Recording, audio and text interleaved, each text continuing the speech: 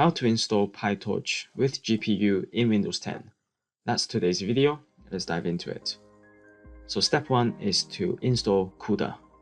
We want to download the Nvidia Cuda toolkit. Let's head over to their website. Link will be in the description below.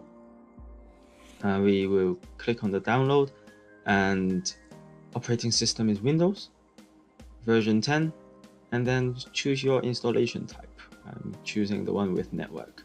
Once the download is completed, we will open the installer and just follow the on-screen instructions.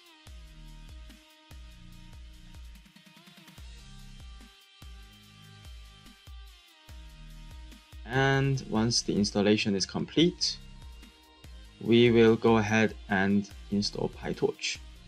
So head over to the Pytorch Get Started website, and on their website we can choose all the options.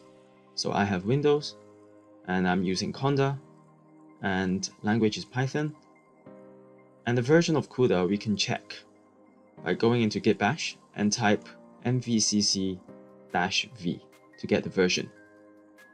So I'm having version 11.